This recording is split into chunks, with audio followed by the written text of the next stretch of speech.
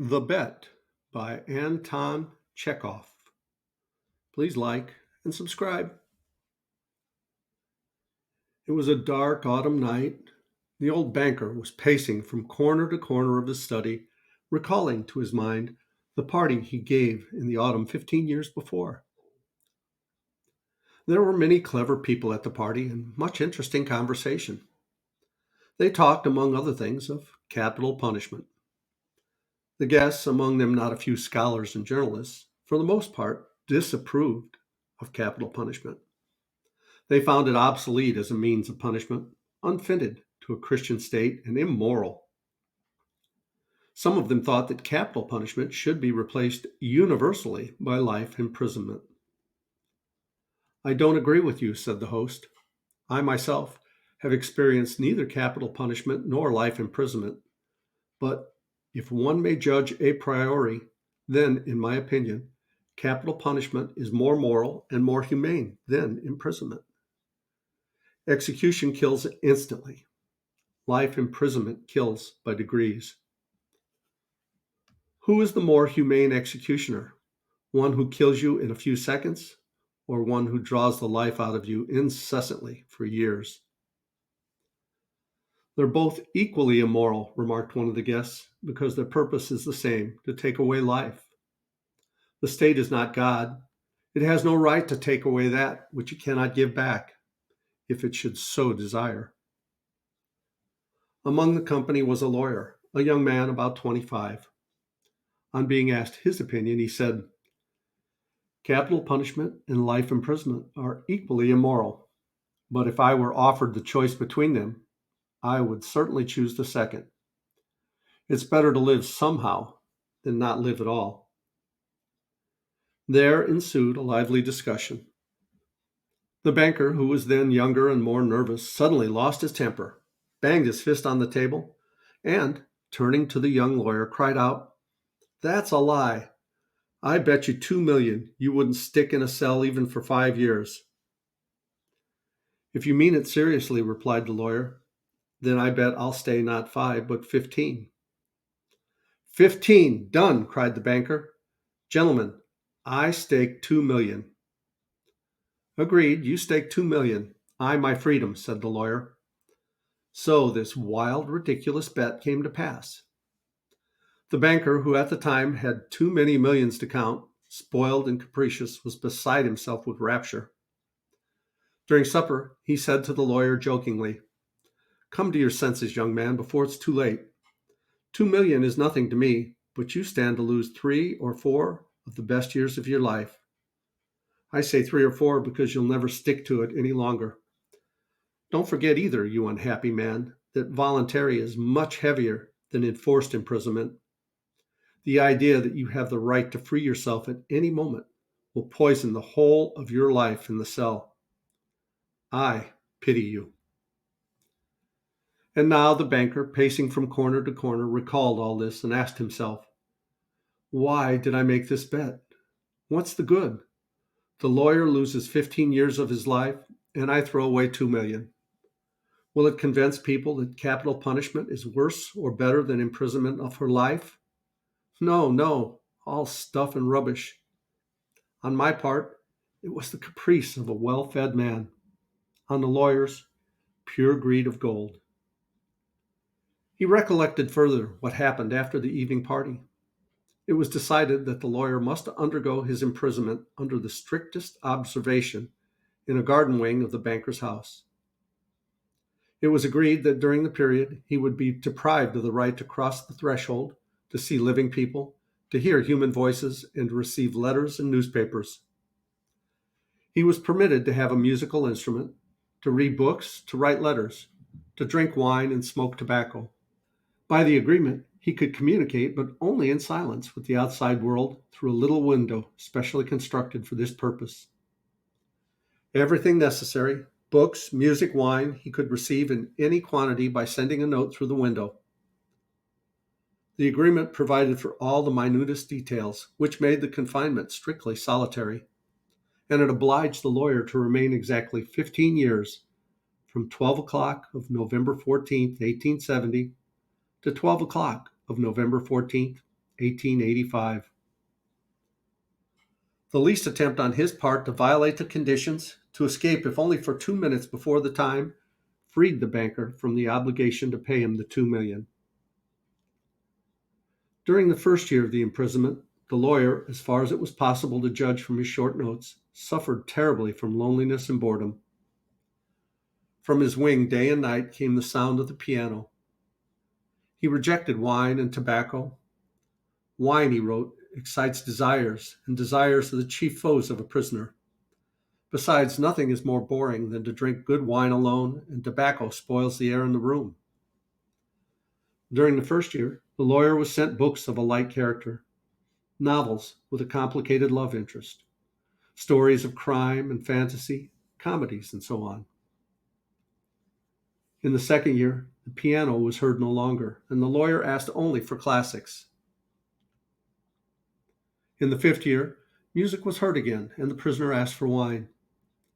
Those who watched him said that during the whole of that year he was only eating, drinking, and lying on his bed. He yawned often and talked angrily to himself. Books he did not read. Sometimes at night he would sit down to write. He would write for a long time and tear it all up in the morning, but more than once he was heard to weep. In the second half of the sixth year, the prisoner began zealously to study languages, philosophy, and history. He fell on these subjects so hungrily that the banker hardly had time to get books enough for him. In the space of 4 years, about 600 volumes were bought at his request. It was while that passion lasted that the banker received the following letter from the prisoner. My dear jailer, I am writing these lines in 6 languages. Show them to experts. Let them read them. If they do not find one single mistake, I beg you, give orders to have a gun fired off in the garden. By the noise I shall know that my efforts have not been in vain. The geniuses of all ages and countries speak in different languages, but in them all burns the same flame. Oh, if you knew my heavenly happiness now that I can understand them. The prisoner's desire was fulfilled. 2 shots were fired in the garden by the banker's order. Later on, after the 10th year, the lawyer sat immovable before his table and read only the New Testament. The banker found it strange that a man who in 4 years had mastered 600 erudite volumes should have spent nearly a year in reading one book, easy to understand and by no means thick. The New Testament was then replaced by the history of religions and theology. During the last 2 years of his confinement, the prisoner read an extraordinary amount, quite haphazard. Now he would apply himself to the natural sciences. Then he would read Byron or Shakespeare. Notes used to come from him in which he asked to be sent at the same time a book on chemistry, a textbook of medicine, a novel, and some treatise on philosophy or theology. He read as though he were swimming in the sea among broken pieces of wreckage, and in his desire to save his life, was eagerly grasping one piece after another. The banker recalled all this and thought, tomorrow at 12 o'clock he receives his freedom. Under the agreement, I shall have to pay him 2 million. If I pay, it's all over for me. I'm ruined forever. 15 years before, he had had too many millions to count, but now he was afraid to ask himself which he had more of, money or debts. Gambling on the stock exchange, risky speculation, and the recklessness of which he could not rid himself even in old age had gradually brought his business to decay, and the fearless, self-confident, proud man of business had become an ordinary banker, trembling at every rise and fall in the market. That cursed bet, murmured the old man, clutching his head in despair. Why didn't the man die? He's only 40 years old. He will take away my last farthing, marry, enjoy life, gamble on the exchange, and I will look like an envious beggar and hear the same words from him every day. I'm obliged to you for the happiness of my life. Let me help you. No, it's too much. The only escape from bankruptcy and disgrace is that the man should die. The clock had just struck 3. The banker was listening. In the house, everyone was asleep, and one could hear only the frozen trees whining outside the windows. Trying to make no sound, he took out of his safe the key of the door which had not been opened for 15 years, put on his overcoat, and went out of the house. The garden was dark and cold. It was raining. A damp, penetrating wind howled in the garden and gave the trees no rest. Though he strained his eyes, the banker could see neither the ground, nor the white statues, nor the garden wing, nor the trees. Approaching the garden wing, he called the watchman twice. There was no answer. Evidently, the watchman had taken shelter from the bad weather and was now asleep somewhere in the kitchen or the greenhouse. If I have the courage to fulfill my intention, thought the old man, the suspicion will fall on the watchman first of all. In the darkness, he groped for the steps and the door and entered the hall of the garden wing, then poked his way into a narrow passage and struck a match. Not a soul was there. Someone's bed, with no bedclothes on it, stood there, and an iron stove loomed dark in the corner. The seals on the door that led into the prisoner's room were unbroken. When the match went out, the old man, trembling from agitation, peeped into the little window. In the prisoner's room, a candle was burning dimly. The prisoner himself sat by the table. Only his back, the hair on his head, and his hands were visible. Open books were strewn about on the table, the 2 chairs, and on the carpet near the table. 5 minutes passed, and the prisoner never once stirred. 15 years' confinement had taught him to sit motionless. The banker tapped on the window with his fingers, but the prisoner made no movement in reply. Then the banker cautiously tore the seals from the door and put the key into the lock. The rusty lock gave a hoarse groan and the door creaked. The banker expected instantly to hear a cry of surprise and the sound of steps. 3 minutes passed, and it was as quiet inside as it had been before. He made up his mind to enter. But before the table sat a man unlike an ordinary human being. It was a skeleton, with tight drawn skin, with long curly hair like a woman's, and shaggy beard. The color of his face was yellow, of an earthly shade. The cheeks were sunken, the back long and narrow, and the hands upon which he leaned his hairy head was so lean and skinny that it was painful to look upon. His hair was already silvering with gray, and no one who glanced at the senile emaciation of the face would have believed that he was only 40 years old. On the table before his bent head lay a sheet of paper on which something was written in a tiny hand. Poor devil, thought the banker. He's asleep and probably seeing millions in his dreams. I have only to take and throw this half-dead thing on the bed, smother him a moment with a pillow, and the most careful examination will find no trace of unnatural death. But first, let us read what he has written here.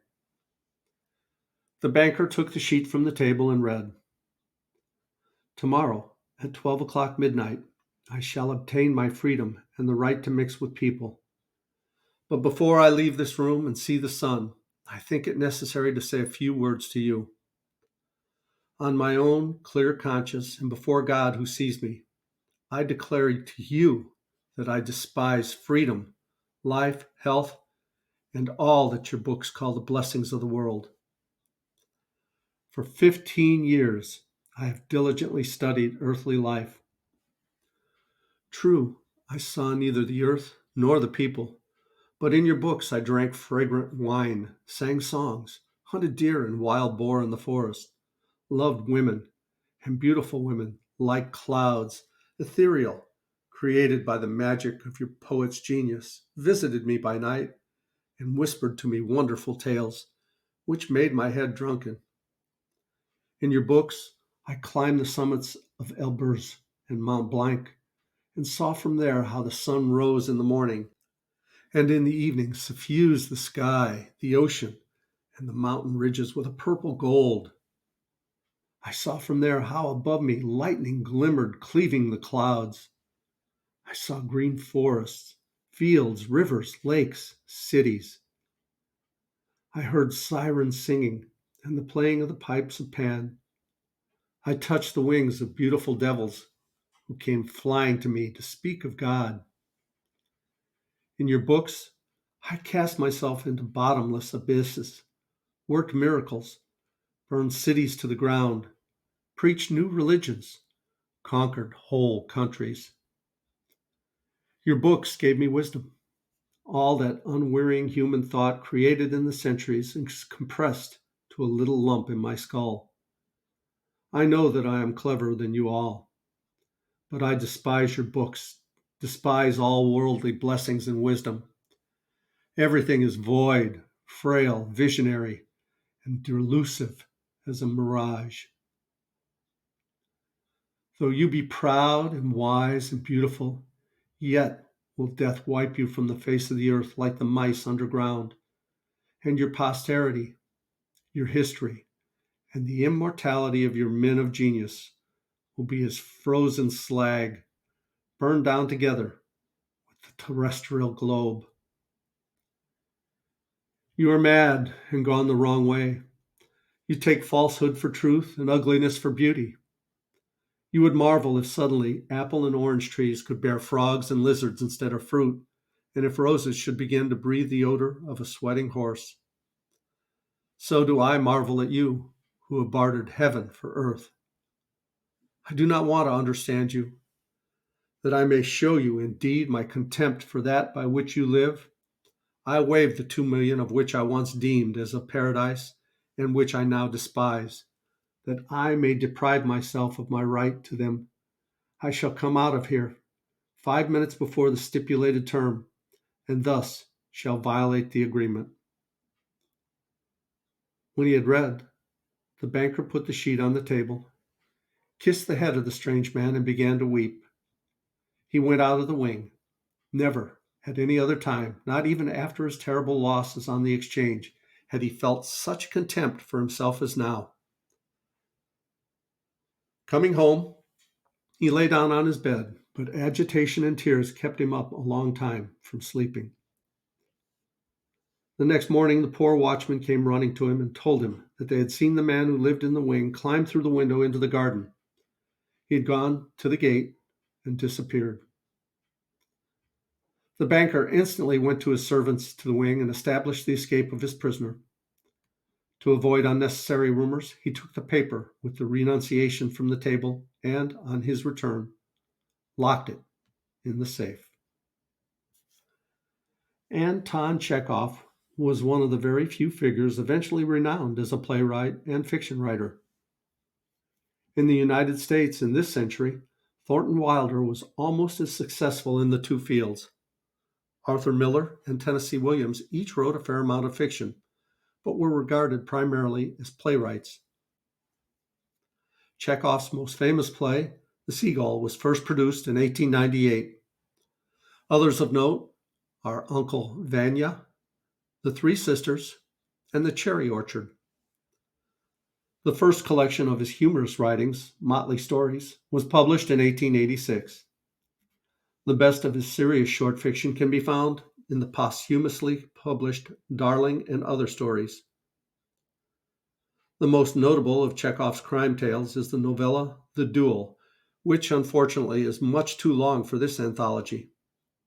The Bet, while it does not deal with a crime per se, is nonetheless a tale of pure suspense and ranks with the best of his prose. Thank you so much for watching. I love you guys, as Tigger says. Ta-ta for now.